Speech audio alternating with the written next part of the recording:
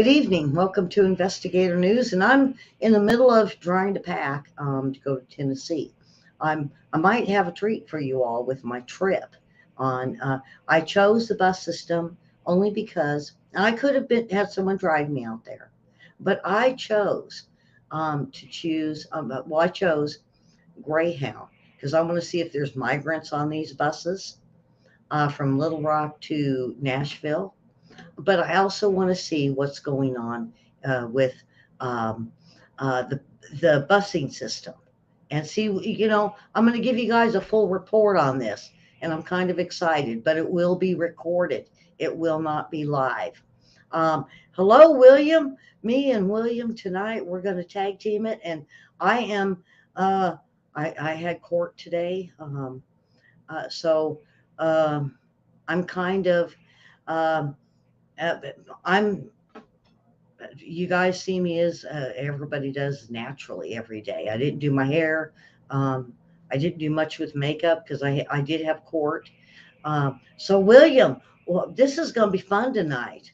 We got a little bit of news, lifestyle news. We got world news. We got serious news. Hey, well, I don't have makeup on either. So I'm gonna pull William down, and I'm going to let's see.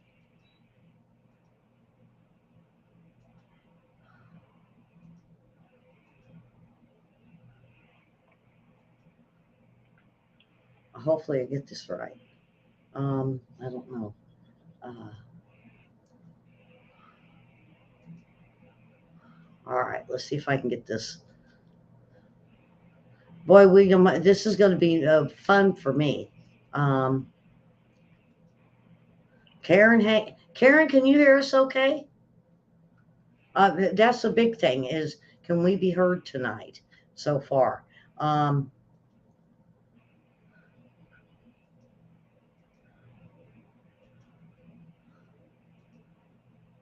okay, here we go. We have got Guam. Now, William, I don't know if you knew about Mawar. Mawar is what they call it. And it is Guam's strongest hurricane that they have seen in 20 years. Um, let me, I think everybody can see this. Let me,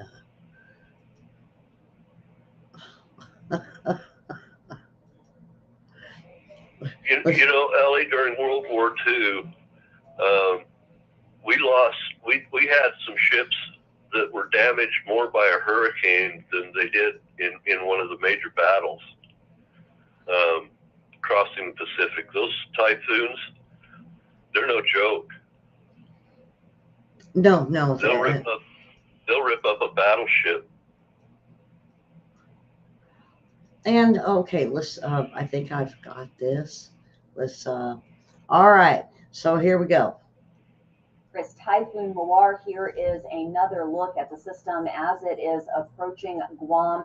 Impacts have already been occurring and going into Wednesday. There is a lot of concern. Now, even once the storm system gets past Guam, look at what happens. You can see an uptick followed by a bit of weakening upon its approach towards Taiwan, the Philippines, and Japan. So we're still going to be talking about this storm system well into next week, with its impacts to Guam, including damaging winds, rainfall estimates anywhere between 7 to 10 inches, but isolated totals of 20 inches cannot be ruled out, and nor can storm surge anywhere from 6 to 10 feet or higher.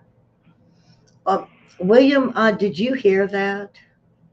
Yeah, I'm hoping that they were able to evacuate all the aircraft out to South Korea to ride this thing out. But military. Guam and then to Taiwan, Philippines, and Japan is all under a warning for this. And this is huge. Yeah, now, this isn't unusual. Only our ally in South Korea is going to miss it, the brunt of it. Yeah. And so I did want to share that because that is really, they say, the start of the hurricane season. We do have one that's brewing just off the African coast. And they're not sure if they're going to make this a storm or if they're going to make this a hurricane just yet. But Guam is a malar, I think is what they call it. And so the other thing I wanted to show everybody is the earthquakes. And let's see.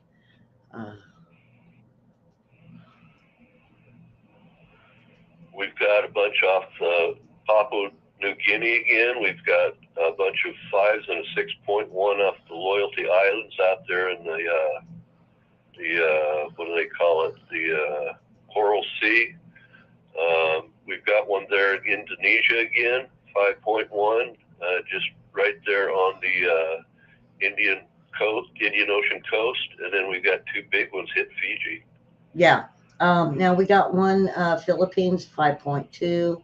Is I got the map up now. Oops. I guess I need to. I can see part of the map. Yeah. To the side. Now they had the recent one that just hit. That was in the Philippines. Another recent one that hit was Big Pine, California, a 3.0. Now 5 days ago we had 7.8. And now we got a 6.1 in New Caledonia, which is close to Fiji. Now, didn't you mention Fiji? Yeah, Fiji got 2. They got a 5.0, and then just a little while later, they got another hit with 5.0. Yeah, and then we had one up in Washington. William, did you? This is in Camano. Then we had one in Colorado, which we're starting to see a lot of. Then we go down to another one in White City, New Mexico, which is always active. But I always kid Susan and Karen that they're coming their way. This one is a 2.6 in North Carolina, West Canton.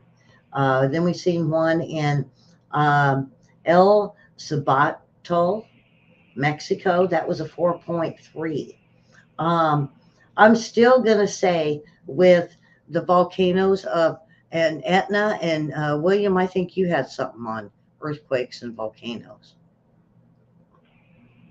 Yeah, Mount Etna blew its top, and so they had to suspend air travel in the area because of all the ash. And the same thing happened basically for Mexico City with the big volcano that's next to it. They had to suspend all the air travel. What happens is the ash is ingested by the motors, and it tears up the turbines, and it also causes there's a combustion area in every turbojet aircraft, and it tends to snuff those out. It acts like a fire extinguisher in there. And so they have to stay away from volcanic ash. It's really nasty to airplanes, especially at high velocities, when they're moving at near 500 knots. It's really devastating to them. Back in the day when they were flying propeller aircraft with pistons, they tended not to have the engines go out, but it would take the paint right off the front of the airplane. Mm-hmm. It's really abrasive.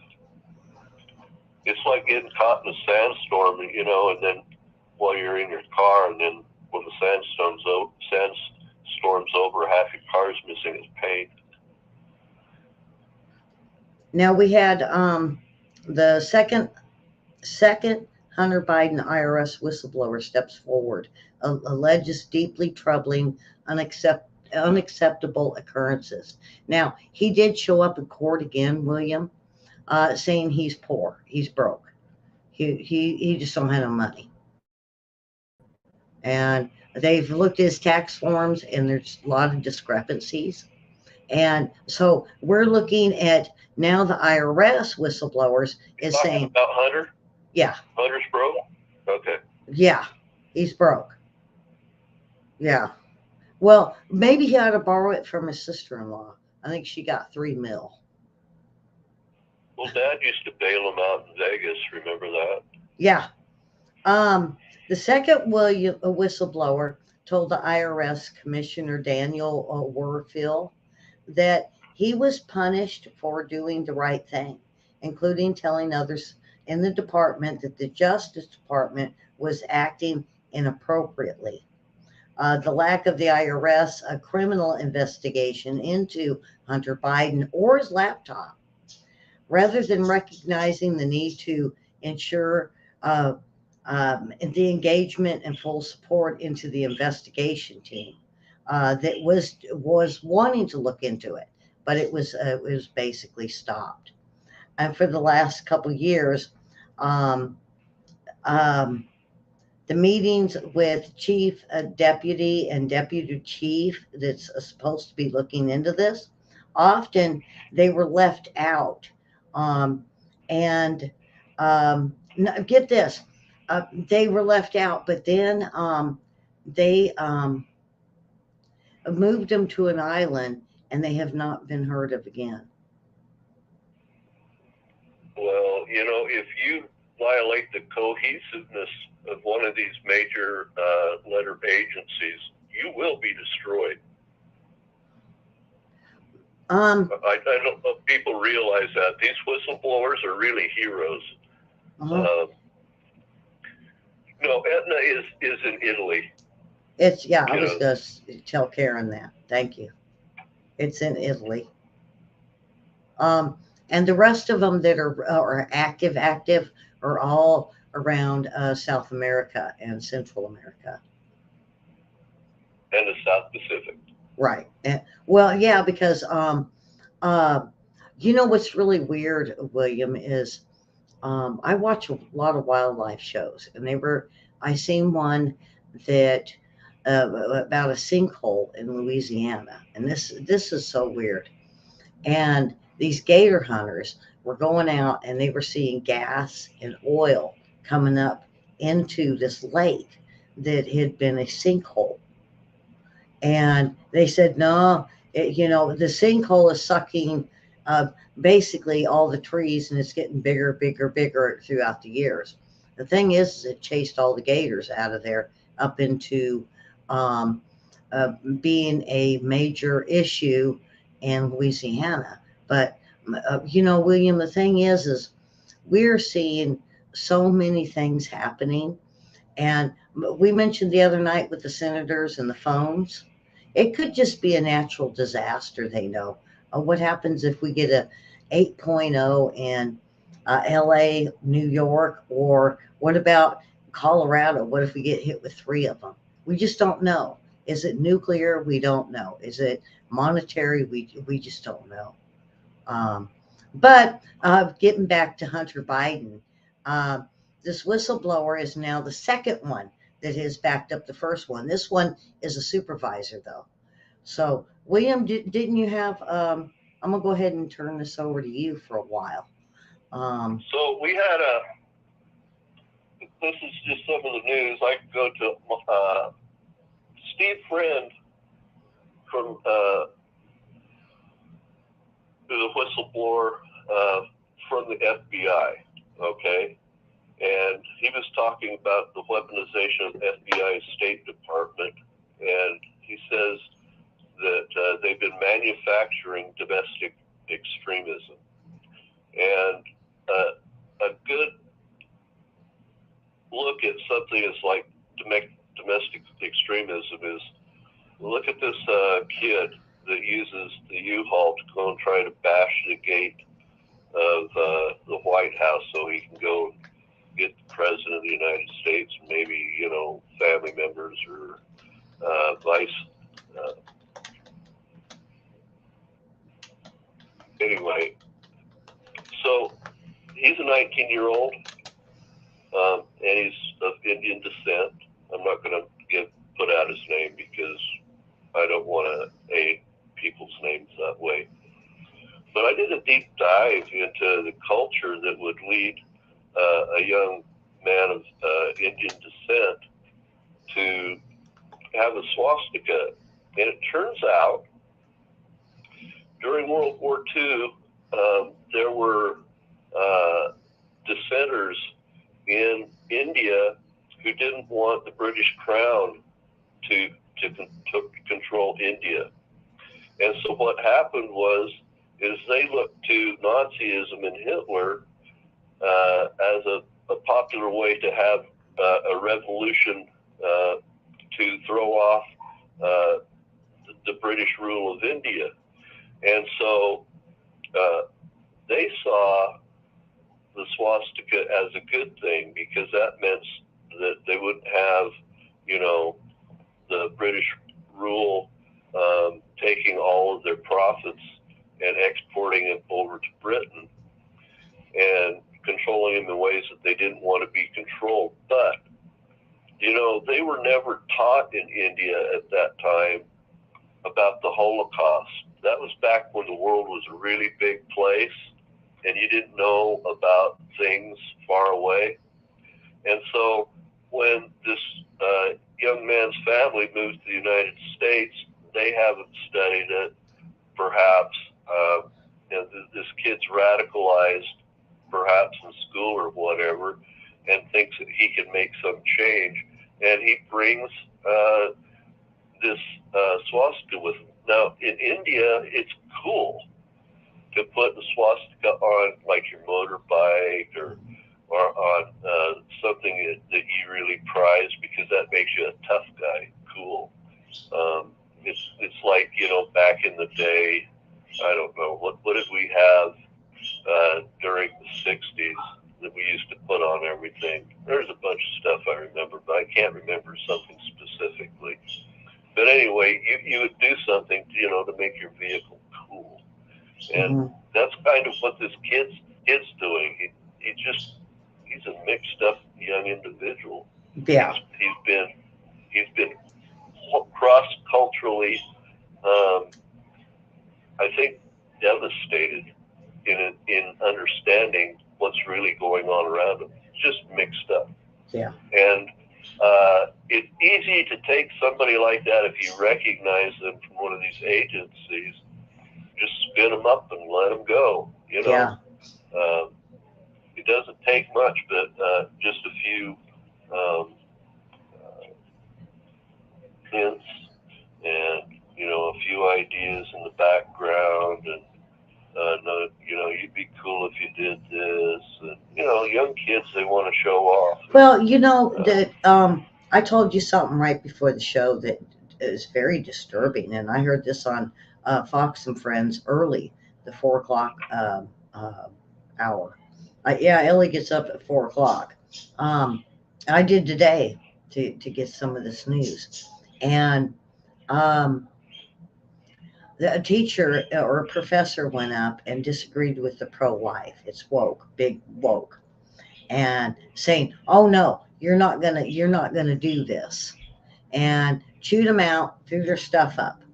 Well, William, then I told you about a girl that walks up, and they had little props, and they had an embryo that was plastic.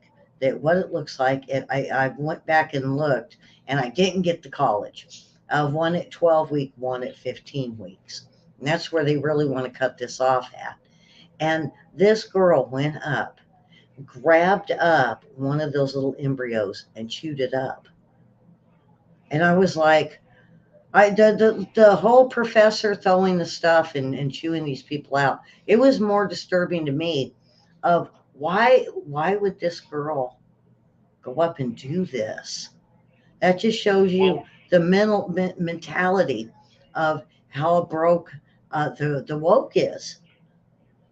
Well, we had a teacher today that her door was knocked on by some journalists, right? And she popped the door open and put a machete at the neck of the journalist. Yeah. What are you doing? Yeah. I mean, And the thing they've is lost their they're being minds. protected under freedom of speech.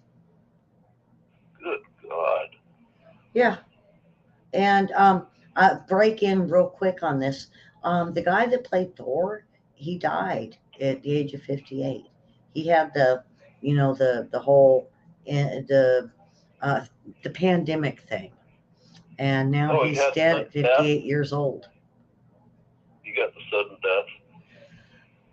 Um, he was only 58 years old, and he did Thor and the Punisher and Warzone, I think. Now I remember him with Thor, and I'm not. I do a lot of Marvel, but I didn't get to see Thor, and um, he played Thor: The Dark World and Thor Ragnarok, I think is the name of it. Um, Ragnar, Yeah, well, let's see. It's the Viking. Ragnarok, Yeah, Ragnarok. Now, he's a great Viking warrior. yeah, and so he he was basically influenced. He said by Gene Hackman and Lee Marvin, which is odd. I mean, these are some of the greats. Um, Yeah, well, I saw him act. He did a great job. Yeah, he had three children. Um, he had a girlfriend, is what it said, and he's 59 Yeah, years old. he was going to be the first great leader um, of, uh, of of Scandinavia. Okay, this is before Norway and Sweden and all that, and Denmark. It was just Scandinavian, and so this is the battle of the great strong ones to to take all of Scandinavia under one rule. And then, shortly after that, Christianity came in. But yeah, that's quite a story. Mm-hmm. And And his wife I'm starting to wonder, because we child. have these stars that are dying in between 50 and 60 years old with uh, out of the blue kind of illnesses that just make no sense. Well, we had a doctor, Rashid Battar, that was really anti-jab, said that it was all intentionally created to control people. Well, he was on a podcast, looked very, very healthy one day, and the next day he had died, and he'd been poisoned a couple weeks before and had been in ICU. So it looks like they offed this guy. Or tried to, yeah. No, somebody got to him. He got poisoned right after being on a CNN interview that really upset the left. Anyway, yeah. And what he was talking about that angered them the most was, he said that, I'm going through my notes here. He preached on the importance of free will, of people being able to choose to do what they think is right, and that it's important to fight for the truth, because it's the truth. Once it gets out, that's really the power to change things.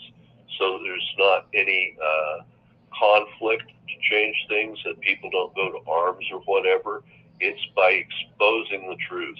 And it's a shame we lost him. And he too was upper middle aged. He had an ex-wife, a couple children, and he had a fiancée, and she was just crushed that she lost him. She was a doctor as well. Yeah. So these medical doctors, they're great people. And he was from North Carolina, from the suburbs, and the little town he lived in was Moorville. Yeah. Yeah, we lost him. He was like one of the 20 doctors that really upset the apple cart of the whole, thing that happened. Yeah. All right. So the Ninth Circuit reverses ruling that criminalizing illegal immigrants' reentry is racist. On Monday, the United States Ninth Court Appeals ruled in favor of the U.S.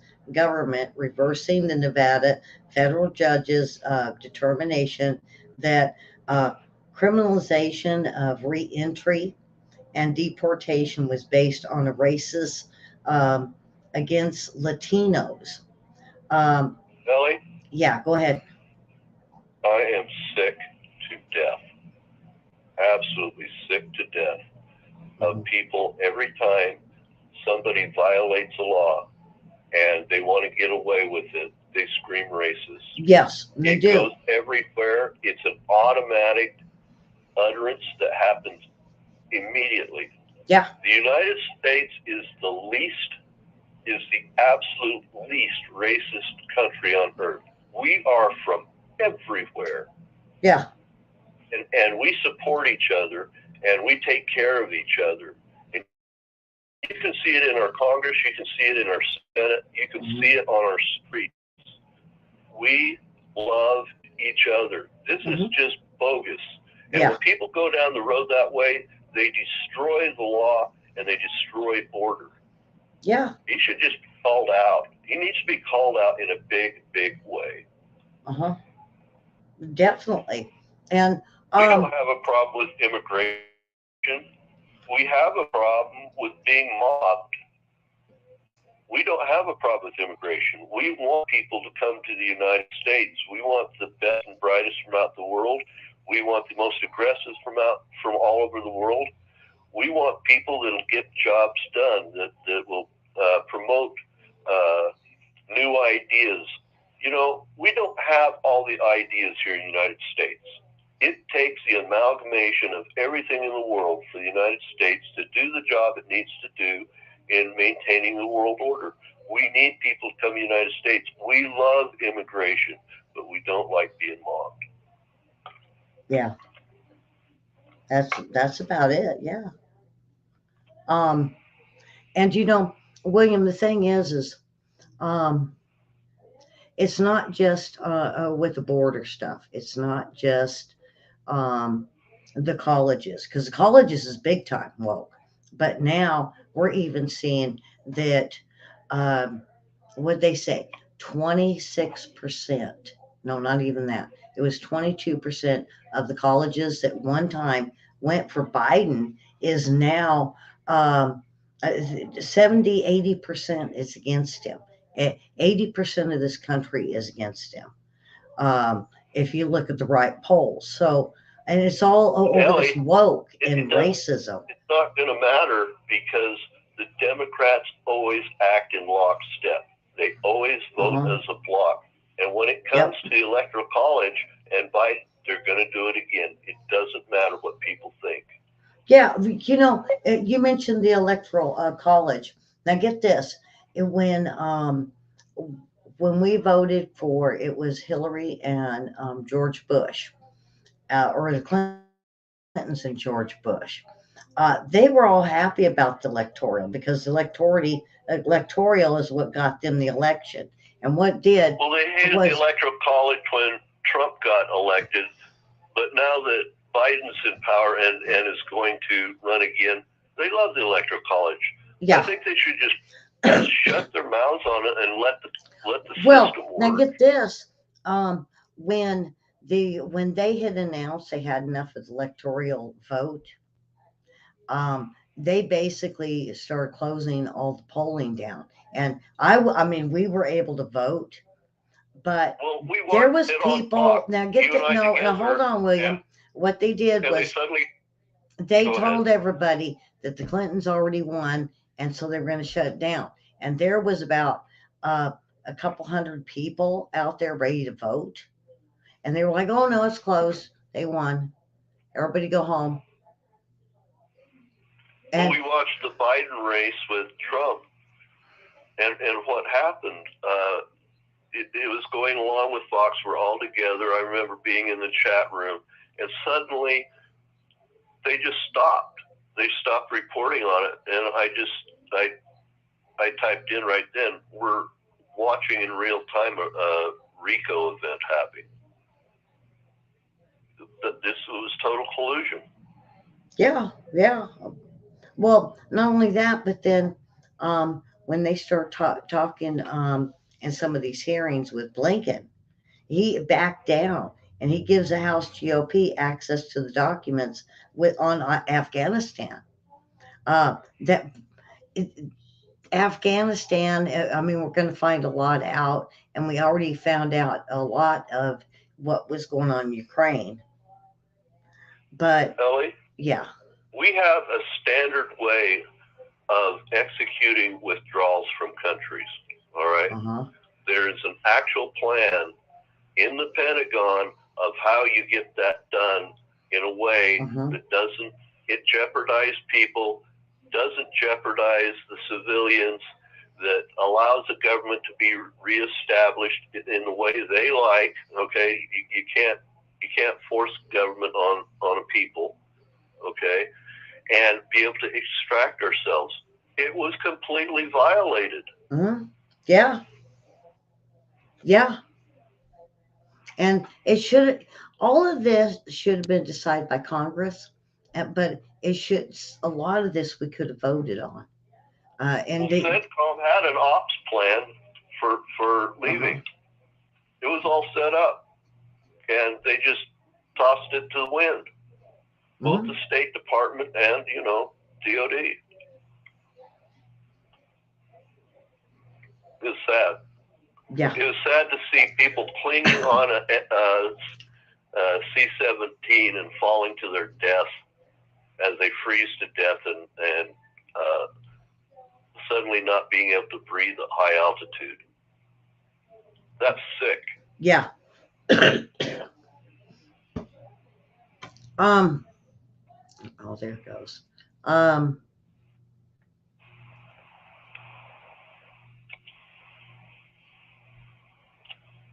Did I get too strident? No. Did you? And I know you had stuff on the border. Go ahead, and if you got stuff on what's going on the border, go ahead with that. There's a big push in Congress to make to designate these cartels as terrorist organizations. Now, if we designate them as terrorist organizations, a number of things change in the law. And one of the things is posse comitatus. There's a law changed from the time that was way back all the way to the Civil War, when government troops were being used to secure the South. They created the posse comitatus law, so that would never happen again. Reagan had to change that because of the increasing amount of people dying from drugs through the 70s, and it really spiked big in the 80s. I don't remember if you remember in the 80s when it was cocaine, and it was speed, and it was I remember there were like purple Jesus and all kinds of different concoctions they had made. So he went after these drug mules that were bringing into the United States, and he used the military to aid the border enforcement. Yeah. Well, now they want to use that so the military can go in and snatch up these people in Mexico. Well, if we go in and snatch people up in Mexico, it's going to turn Mexico against us, and Mexico's going to turn towards the Chinese. Yeah. They're going to be like this Indian kid. Have they already though? With Russia and a few others? They are to a degree, but we would really push them that way. It wouldn't be just like we're friends and we can share ideas and stuff like that. It'd be like suddenly, oh, let's just get in bed together, and stay together. a perfect marriage. We don't need to be doing that. It would be better that we got and got Mexico to allow us to embed with like their National Guard and their national police, so that we can help them with resources and assets to apprehend these people and take them out of service without offending the people of Mexico. And so there's a real big debate going on how to do this. Now, the war hawks, they want to just go in and snatch these people up, and if they have to, a hellfire here or there can't hurt, right? Well, yeah, no, that's not a really good idea to do with your neighbor. You do that with a neighbor, you're going to really upset them. And, they're going to remember this for a long time. Yeah. So how we deal with this is a big deal. Yes, we're being flooded. Yes, there are narcotics coming in. The fentanyl is horrible. But we need to work with them and encourage them to let us help them and aid them in the apprehension of these things, because Mexico doesn't have the training that our special forces have, our SEAL teams and whatnot. And when we send them in, it's going to be havoc. We can go in and help them get those people without losing civilian lives, and be able to sort these people out from the innocent with the Mexican police and work together. We really need to work together on this, or it's going to be a catastrophe. A political catastrophe, maybe an economic catastrophe. We have $1 trillion in trade with Mexico every year. Crosses that border at 14 different sites where we have trade transit through between the United States and Mexico. They are our economic partner. And they are our economic partner almost to the degree Canada is. Canada spends a lot of money in the United States buying goods and then taking it back to Canada. Well, the United States does the same thing in Mexico and bringing it back to the United States. We need to treat these folks with dignity and help them be safe and secure in their persons over the border. Help them so that they don't have this terrible murder rate. Help them so that they can travel freely within their country. People on the border of the United States, they just want to be free like we do. But if you start sending in with, by night, our special forces, now our special forces can get the job done. I'm telling you right now, they're ruthless. They'll go in and get them. There's a lot we don't know that's going on. They'll package them up and bring them right to the United States and have them arrested under terror charges. It's no joke. They'll get the job done right away. But what happens when there's mission creep afterwards? Then what? What if it's not just the terrorists anymore? What if it's, we've got China sending in guns, and now we're going to go to the ports and snatch some trade item from Mexico because some other senators are upset. We have to be very careful here. This is dangerous, dangerous business. This is the kind of stuff that can end up with a minor war on your border. It's the kind of stuff that creates exactly what's happening between Ukraine and Russia. It's not a joke.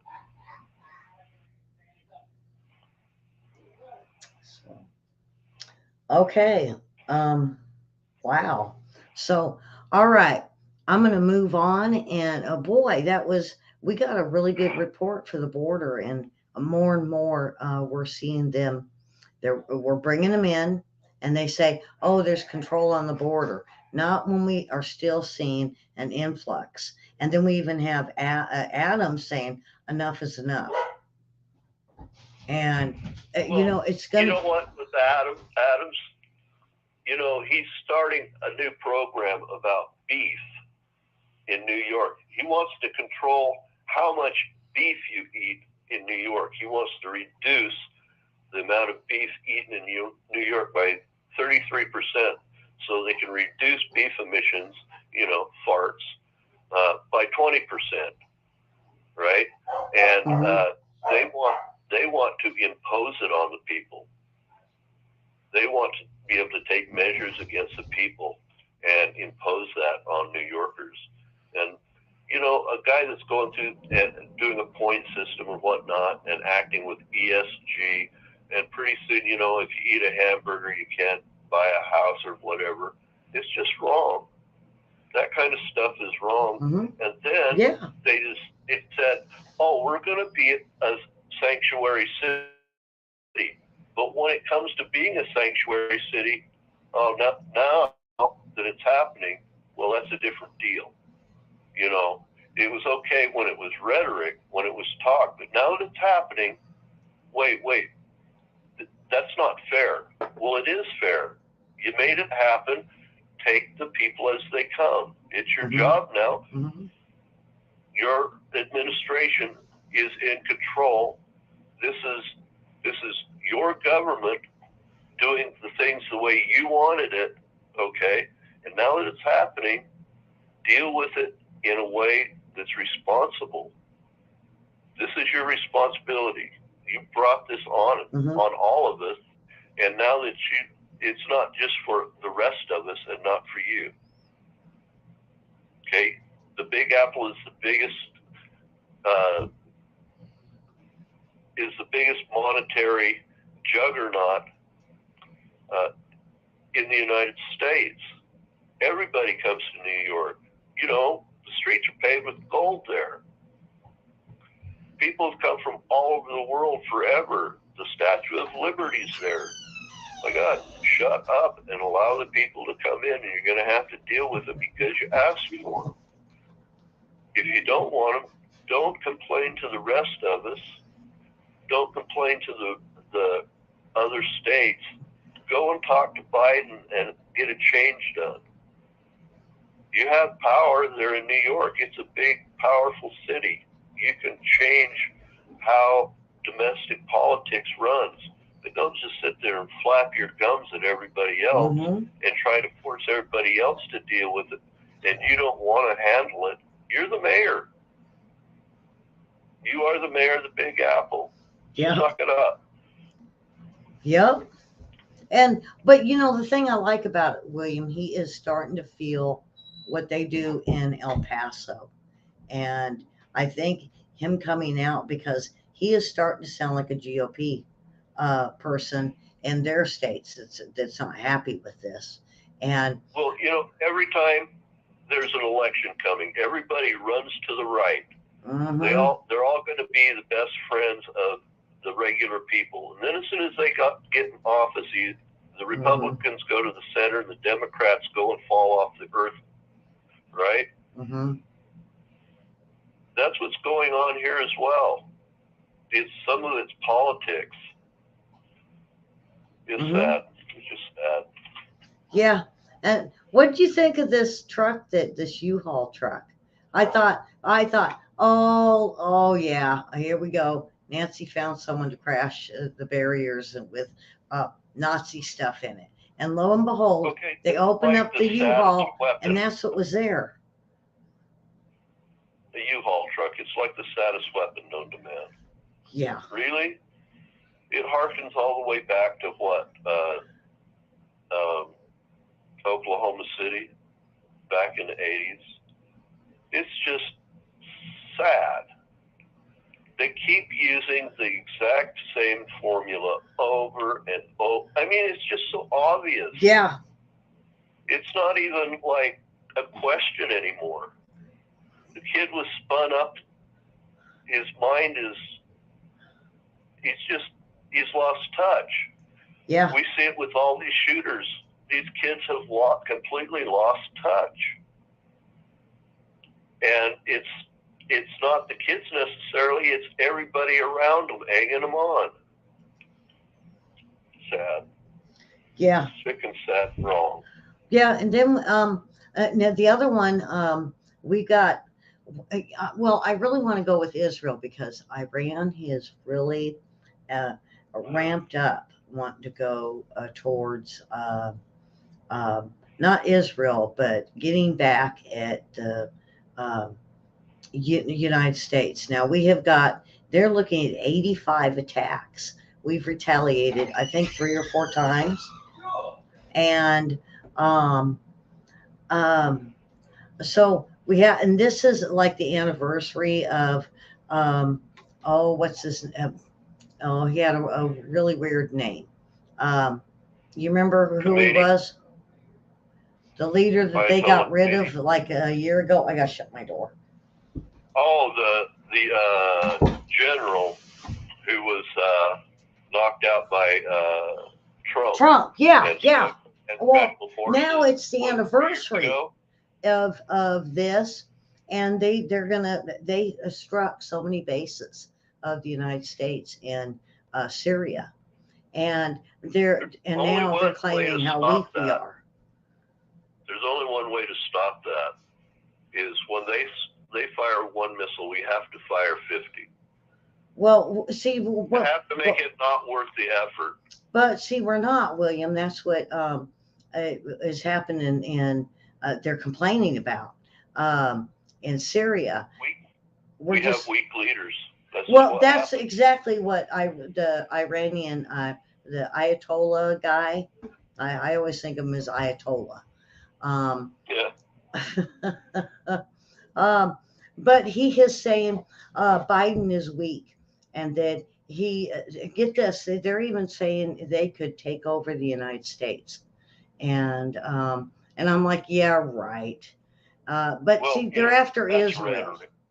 So that's rhetoric. We're the big Satan, and they have to spin up their people to do these things. Yeah. People don't naturally want to fire missiles on people because missiles come back. When you shoot a missile, it upsets somebody, and missiles come back. Mm-hmm. It's not a natural act to do that. It's not like waking up in the morning and popping your toast in the toaster. This is something that you do because you have just cannot deal one moment longer with the idea of somebody else in another tribe. It's tribalism at its greatest. And the only way to deal with that sort of thing is an overwhelming response. Because people that are led to be that radical only respect strength. They don't respect words anymore. Yeah. Words have gone. Reason has gone. The only thing that they respect is abject fear. Mm-hmm.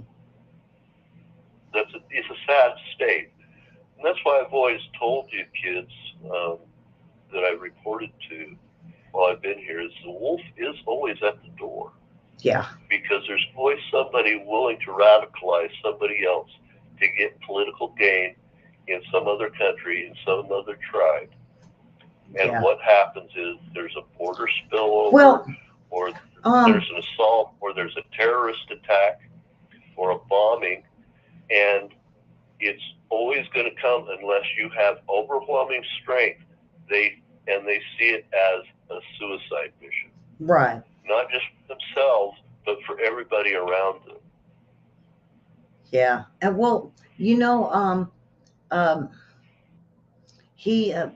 the leader over there is basically said he wants the United States out of the Middle East, is what he's saying. Well, yeah, because the United States runs the petrodollar. The United States has aircraft carriers that keep the Straits of Hormuz open. The United States buys fuel from, whoever will sell it to them. And so does Britain, so does Germany, so does Europe, India, and they want to be able to control it. They want to be able to tax these ships as they go through the Strait of Hormuz. They want control of the Persian Gulf. I'm not talking about... Well, not only that, they want control of the Middle East. I think the only thing stopping them is Syria. Or not Syria, I'm sorry, a Saudi. Saudi is what stops them from taking all of the Middle East, is how they feel. And Turkey. What it is Persia was once the greatest power in the world. Okay, that was their history. They were an early great power, like Egypt was a great power, Mm-hmm. and they want that back, just like Turkey wants the Ottoman Empire back, and Iraq was the center of the world during the Babylonian Empire. Mm-hmm. They want their empires back. Rome, if you go talk to the people, and it's in a cafe and it's just one-on-one, hey, they want the Roman Empire back. The Greeks want their empire back. If you ask Germany, some of these folks that are older and even some are younger, and you're talking to them just one-on-one, and you're friends, and they can trust you. They want their greatness whenever that happens. The British want their greatness back when they were a world power. Well, and the United States was never a great world power, but because they all fight and squabble between each other, we had to come in and settle the thing. Mm-hmm. Or everybody was going to die. We are a reluctant world power, but we have people in the United States that want to abuse that. Mm-hmm. Yeah, it's sad. Well, Iran's doing the same thing. Yeah, and then I got to give credit to Miss Green, wanting to impeach all these people. I think she's going about this right, because I heard they were handing out little assignments to everybody, and I think this is what she got. And she's going to use the border, I believe, to go after and impeach President Biden. But she's going after Ray and Blinken and Garland and Mayorkas. And I think, William, I think she might get somewhere with this. So the president of the United States is the top of the chain when it comes to law enforcement. He is the law enforcement guy of the United States. He is the military leader of the United States. Okay, and Congress tells him what the laws are, and he is supposed to ensure that the laws of the land are obeyed. Okay, and maintain law and order, not only the United States, but on the seas, the high seas as well. And if he's not doing his job, he can be impeached, just like they drug in Trump to impeach. He can be drug in and go through the process. And so everything can be aired. There can be discovery, and it's a regular court. And it becomes not just a court in Congress, but it also becomes a court of the people and opinion. So she's doing the right thing. This is the way you settle disagreements when they become intractable, when there's no other alternatives. Yeah. When you can't move things at the margins anymore. When they just refuse to do what you believe is right and correct. There's repercussions, and it works for both sides, not just for one side. Yeah. And William, I got my stuff, and I threw it out there. Do you have anything else you want to throw in? Oh, I got a few. Move forward. On thumbs up, security, folks. Use your pinky, use your elbow, use your nose. Hit that like button. Go ahead, William. All right, here we go. So, Lauren Boebert, Representative Laura Boebert, is saying that she wants border security to be part of the debt ceiling increase. There's going to be a debt ceiling increase. She wants part of it to be an increase in border security.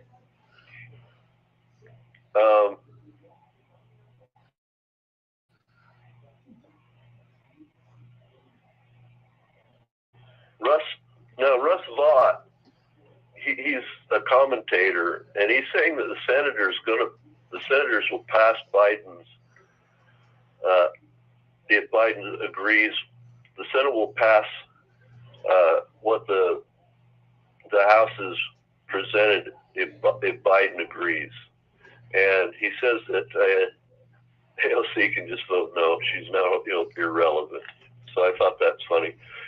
Really, the House is taking control over Congress, and the Republicans that have been wishy-washy are starting to get in line because they can't move forward. I think it's because they're younger. They all these older man. A few years ago, I was like, oh, good grief! Look at all these old people. Why is the GOP so old?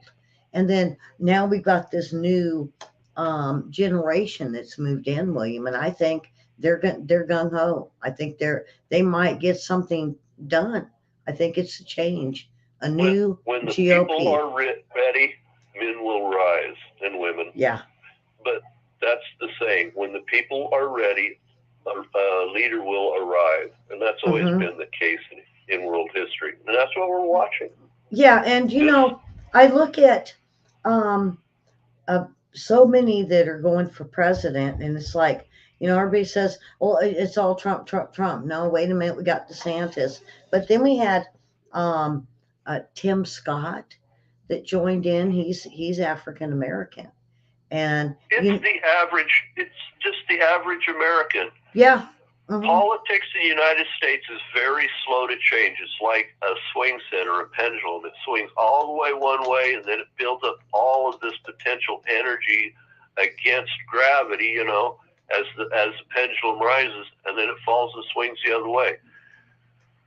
Unfortunately, back in 1998, the big liberal pendulum started to build up enough pressure that it finally turned direction and started to slow swing downward.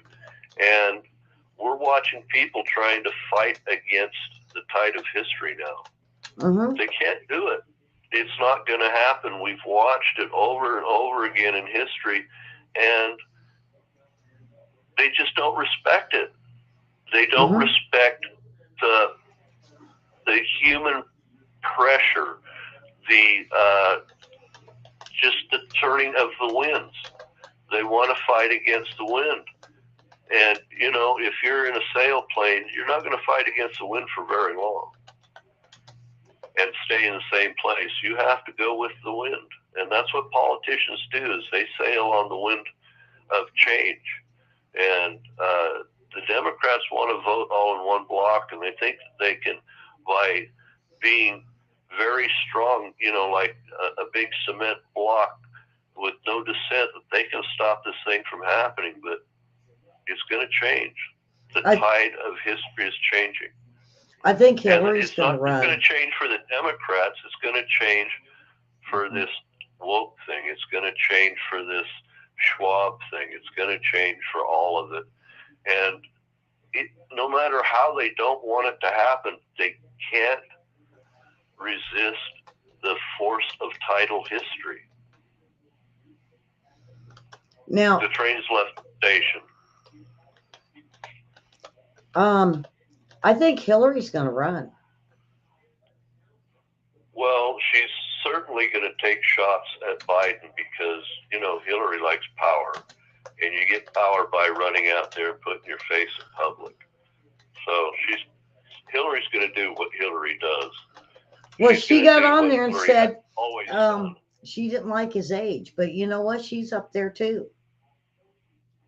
Well, look at Fauci. Fauci is older than Biden.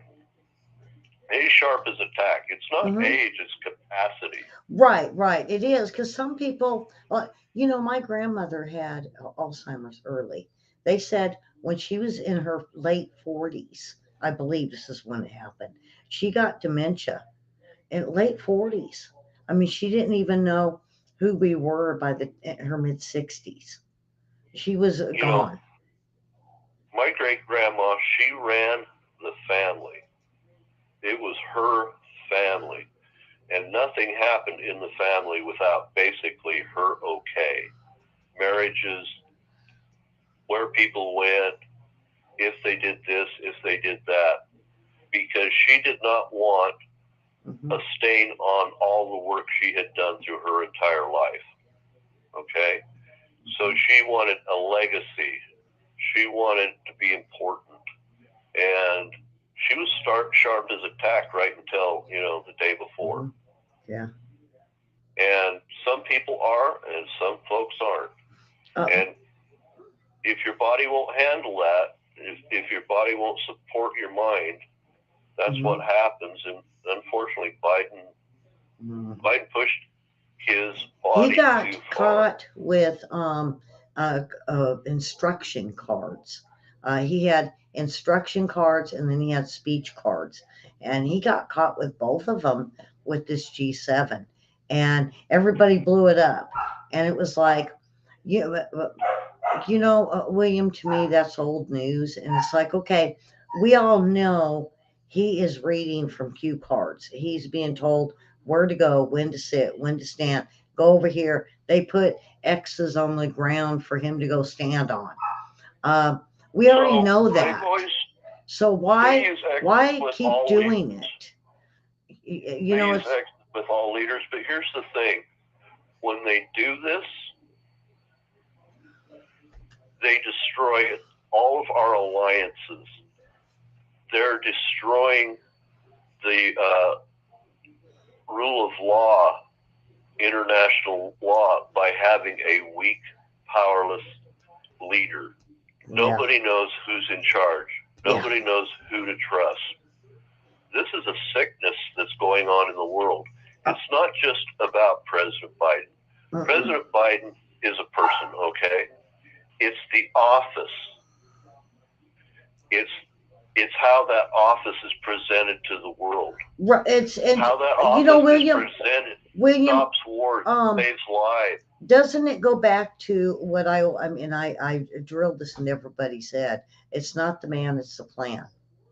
It's the administration that runs the country.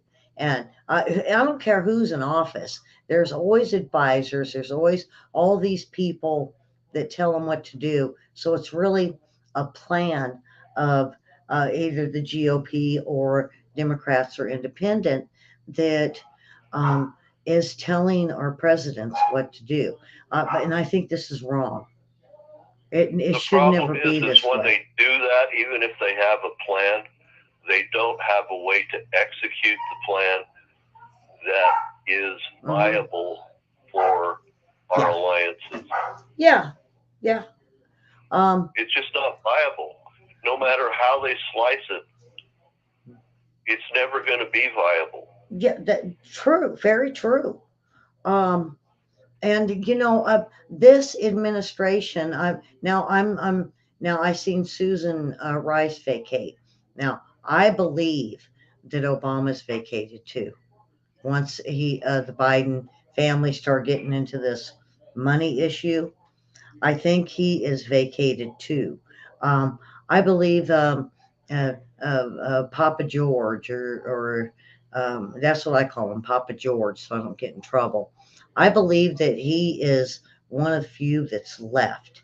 But I think a lot of this is a woke generation of that came in from Kamala Harris and the squad, the Cori Bush and AOC and them. Because get this, where's Bernie Sanders and Elizabeth Warren on this? On anything right now? These folks don't really matter because they're not actually in the White House. It's Jake Sullivan. It's Victoria Nuland. Jake Sullivan was tutored by none other than Mr. Schwab. Then you have Victoria Nuland. His family comes from Moldova. Okay, they're immigrants from Moldova, and she's trying to deal with the Transnistrian deal, in Moldova because of her family concerns, all right? And she wants the war to go and put Moldova back together for, what do they call them? For the agnostic Jewish society of Moldova, so they don't have to be under threat from communism or the EU for that matter. They want to have rule of their country again, and she wants the United States, okay, the full faith credit the United States and the U.S. military power to do what her family couldn't do and ran away from. Right. It's wrong. Mm-hmm. Yes. Yeah. William, we're after the hour. Do you want to add more, or do you want to save it for Thursday night or Friday? Well, Friday, because you said you would do trivia. Go longer.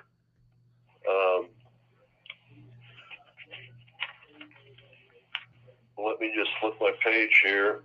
Go. My fingers, for whatever reason, are no lick good on paper. That's what we do. We lick that finger and. So I just want to say talk about who's running right now. So we've got Biden, and we'll just call him the robo leader, all right? Because the Democrats act in lockstep. Mm-hmm. Then we got Marianne Williamson, mm-hmm. and she's our far left kind of hippie grandma mm-hmm. with the Wiccan occult thing going on. Yeah, she's great. Now RFK Jr. He's a classical liberal, and the Democrats mm-hmm. would be well served if they went to RFK. Mm-hmm. But Biden's in power, and it's just going to be a block because they're trying to fight against the tide of history. They're making a mistake. Now we've got Vivek Ramaswamy from Republicans, mm-hmm. right? He just doesn't have any star power. Mm-mm. Then I mentioned Tim Scott. Now Now Democrats, William, I gotta throw Hillary in there.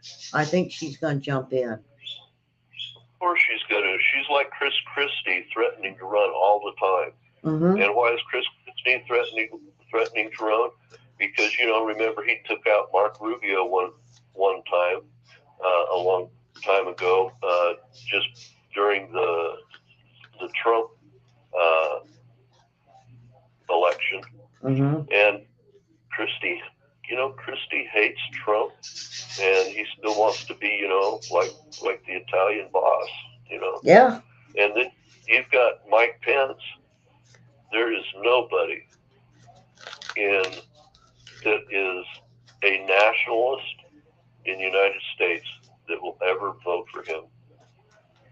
He is dead in the water. Well, everybody keeps forgetting that his best friend was caught up in some serious sex trafficking. I think everybody keeps forgetting about that.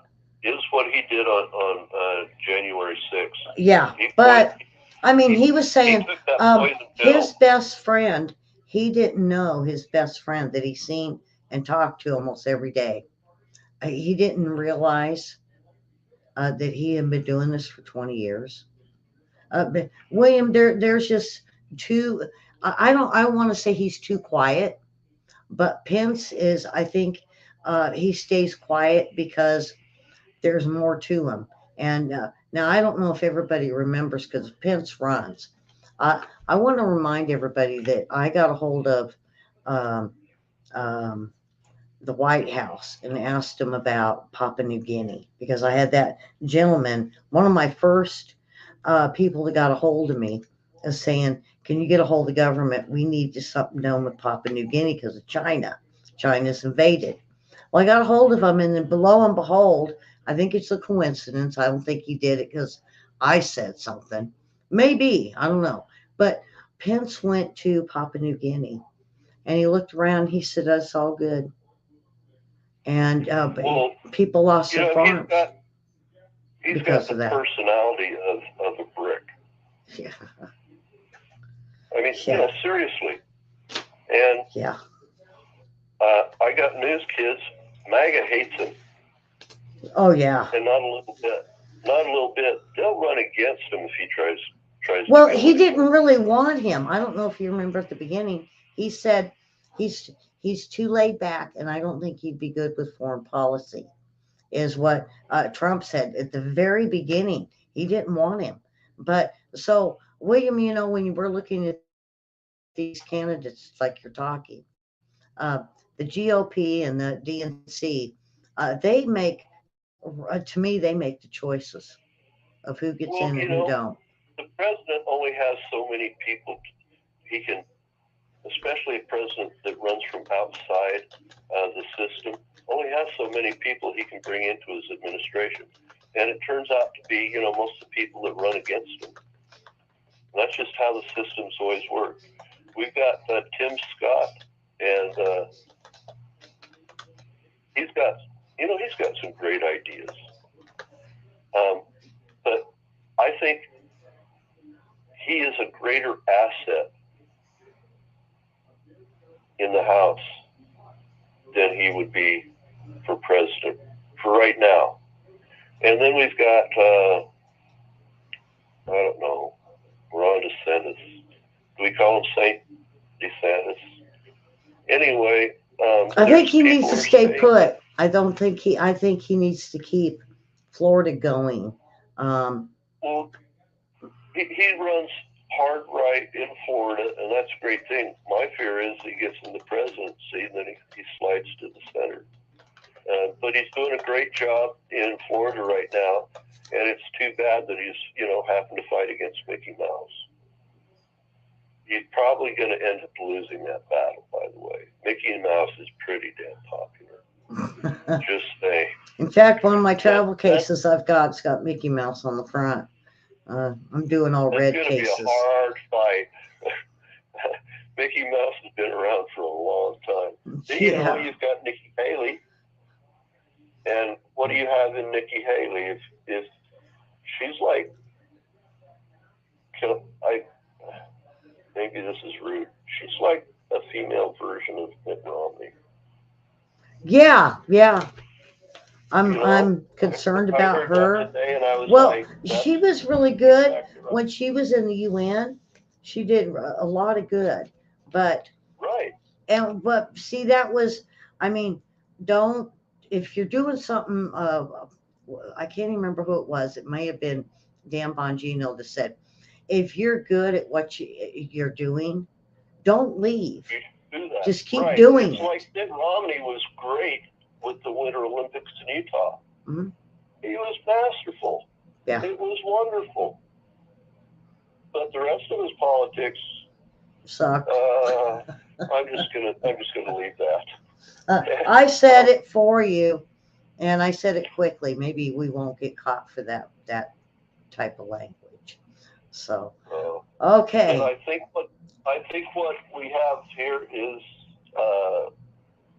it's going to be a race against Biden and Trump. I don't think there's any way around it. I think this is going to end up being the fight. So, or Hillary. yeah, I'm thinking it might even be Hillary. I just got this. She'll try to affect it. Yeah, but see, Biden is having issues, and she's smart as a whip. And I could see her jump in, them saying, "Okay, it's Hillary," and it's like, "Oh, good grief!" But you better believe I'm a fighter tooth and nail. I don't care about being attacked. I'm going after her. AOC can sway the people with her voice, and Hillary can stab you right in the back. Well, I don't know.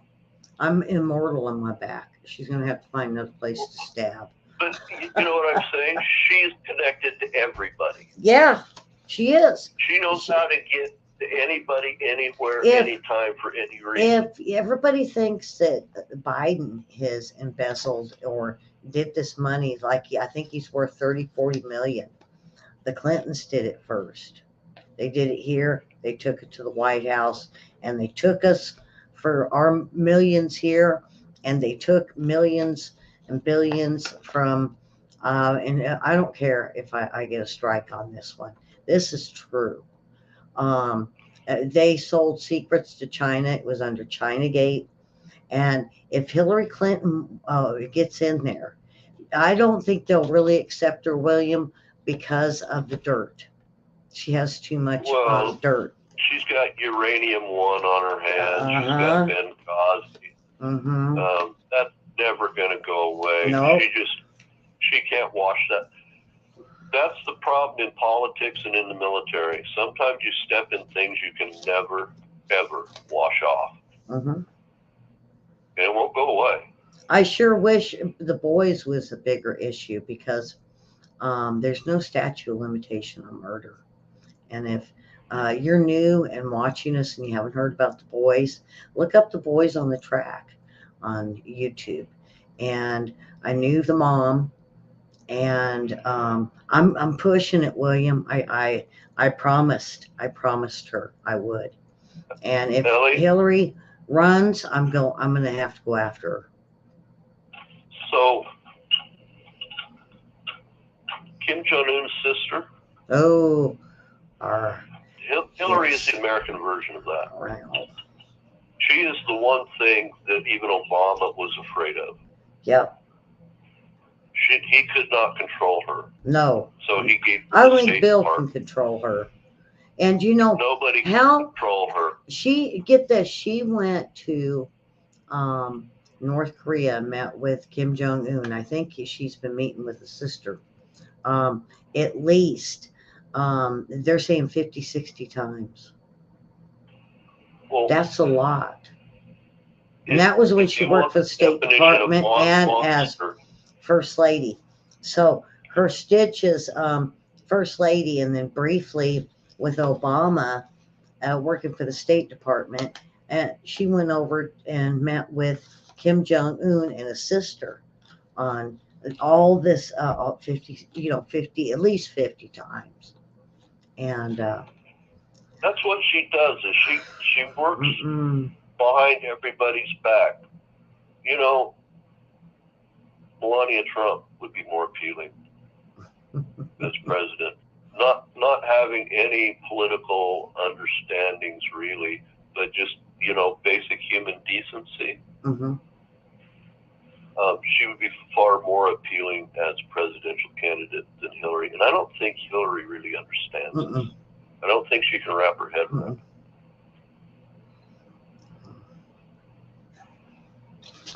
She is the definition of a monster. Worse than that.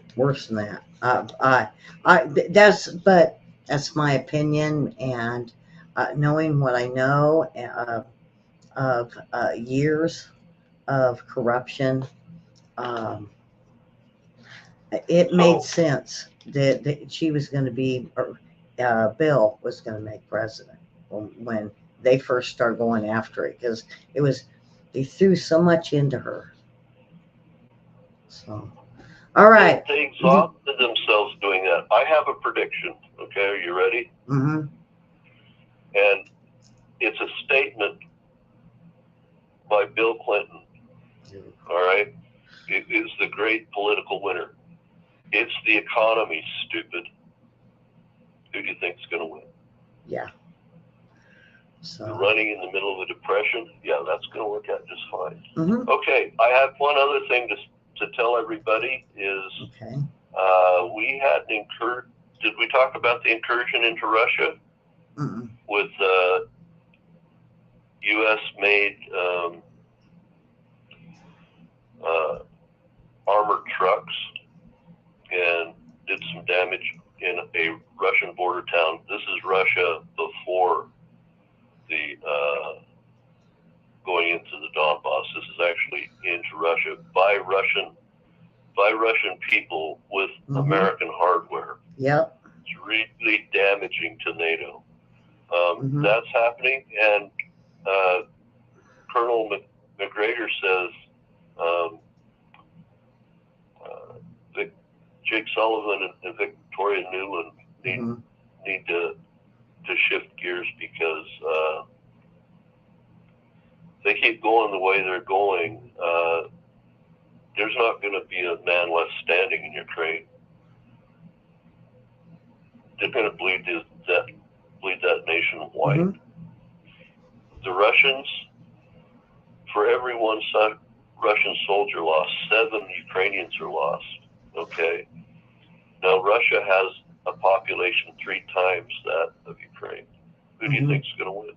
Yeah. This is a meat grinder, and Putin's just sitting back, and he's just watching Ukraine piece Yeah. by piece fall apart. And if they don't get themselves to the table soon, all right, Mhm. I mean soon, Putin's just going to look at them and just ride out the tops. He's not going to make any agreements. So they need to get. It's a come to Jesus time. This thing's coming apart at the seams, and if they want Mhm. the EU, if they want NATO, if they want a European power, a united Europe, this is not the way to do it. We need to bring Russia back into the European sphere. Russia is a European nation. It's not an Asian nation.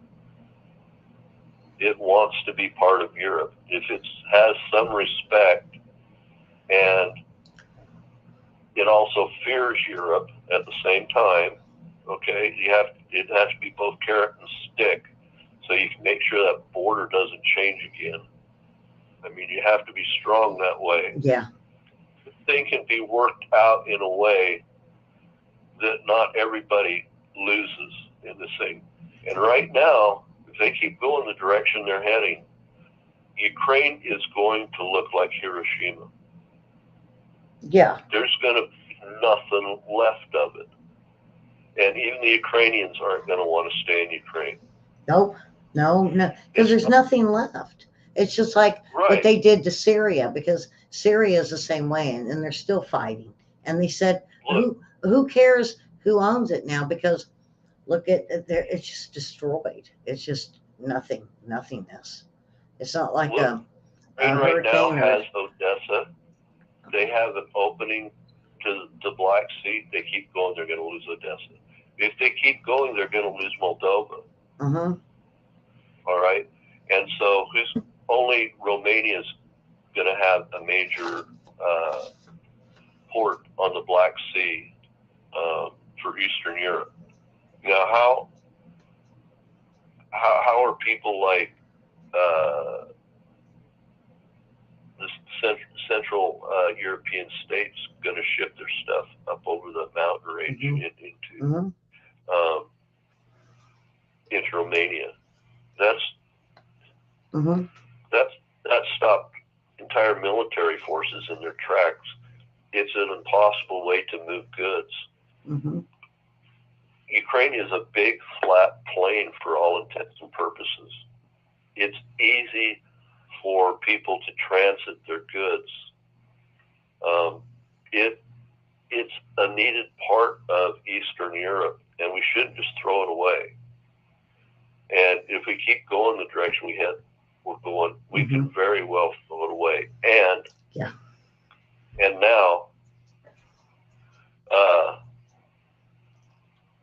trying to think of the country, Poland has a real problem.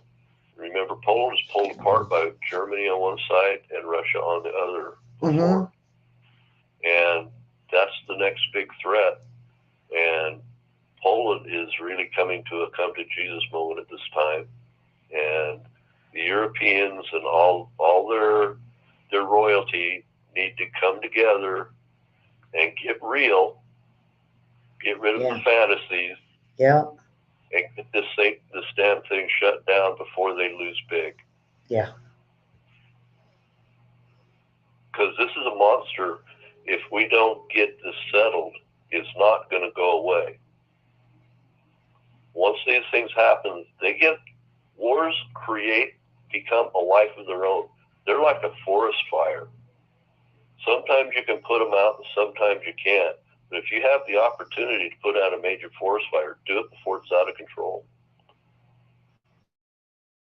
It is, if you've ever watched a forest fire, It's like the thing is a Yeah. breathing, alive being. It is a monster. It tears, it burns, it consumes. War is exactly like that, except it's not trees, it's human bodies and blood. But the exact same thing happens. It is alive and it is a monster. And if you don't control it just right, it's going to bite you, and it's going to bite you big. And Europe needs to wake up to this thing. They can't keep playing around and looking to the White House with advisors they don't even understand. And the advisors don't even understand how and for what reasons war fought in the first place. They don't understand the consequences of it. They just haven't studied it. They're lawyers. They're lawyers and politicians. They're not war fighters. Don't expect to understand war if you've never been in it. If you've never had to fight it. If you've never had to plan it and execute it and win it. If you've never had to go in and actually save lives instead of spend lives. They're spending lives, and they don't realize they may be spending their own. All right, that's all I have to say. That's the end of my report. Okay, and I have packing to do tonight. I'm gonna be on the road tomorrow about 8 a.m. Should be getting in Nashville. And everybody says, why are you doing the bus? Why don't you just drive? I'm doing it as a project, and I'm going to I'm gonna record it as I go, and I'm not gonna do live. I'm just gonna record what I can and what I see, and yeah, I'm worried about. I have a layover in Memphis, and I heard Memphis is pretty bad, so it's gonna be an interesting trip, and I'm hoping to talk to a few people and see if they'll give me some.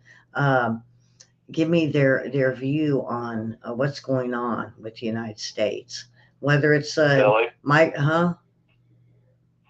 and I are the same. We're just endlessly curious. Mm-hmm. We will step into situations just because we want to see exactly what's happening. Yeah, and this is my chance. Can't see it. And this is my chance to capture people that I expect crazy. I'm expecting issues, but I also get the sense I'm just going to go ride the bus and nothing really good's going to happen. So we'll see.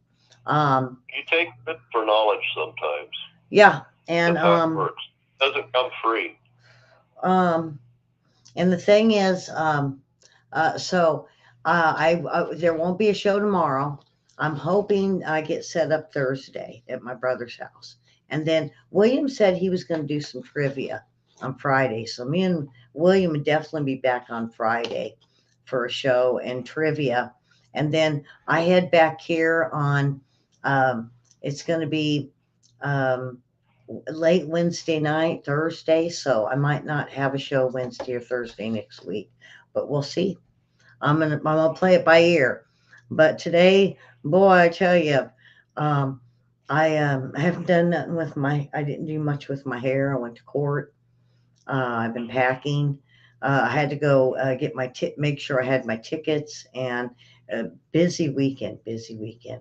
So with that, everyone, subscribe, hit that like button, and the dog I had Puppy tonight, and boy, I think I was under the desk and looking down, and everybody was like, is she going to sleep or what? No, I watch her, and then I slowly just kind of go down and keep her. I need bones or something, William. She's a wild and willy.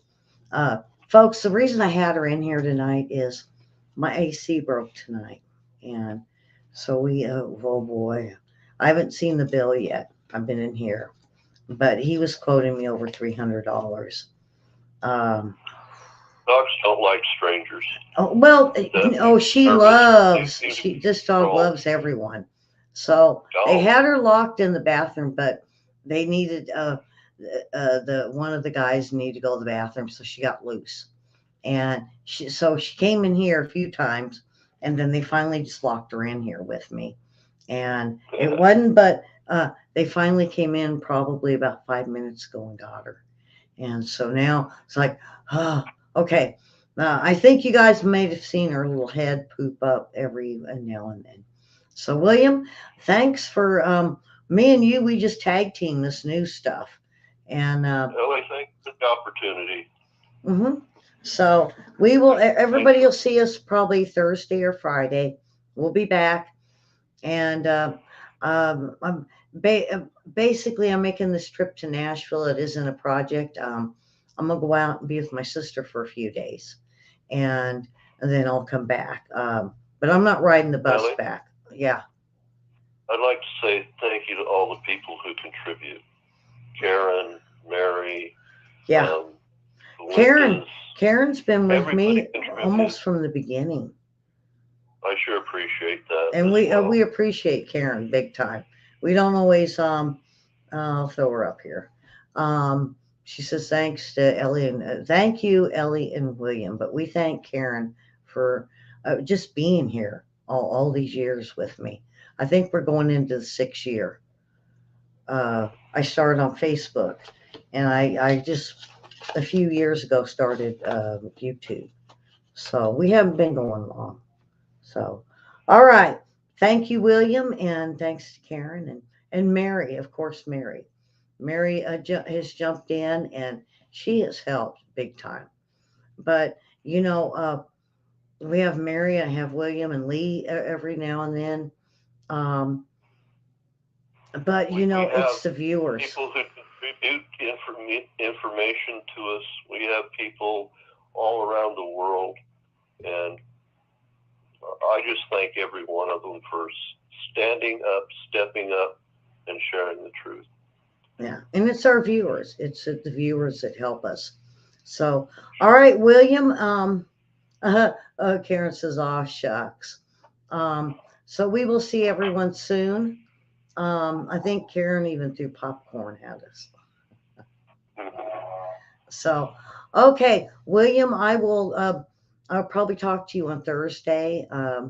Once I get all situated at the house in Nashville, and then we'll go from there. Safe travels. Yes, definitely safe travels. I don't want him to run. I don't want the bus driver to run anybody over. I don't want to break down. I don't want to be stuck on the side of the road. And so, okay. So that's it for tonight, folks. Subscribe, hit that like button, hit the thumbs up, hit the share with family and friends, and we will see you towards the end of the week. And we thank everyone for watching. And God bless, folks. Okay.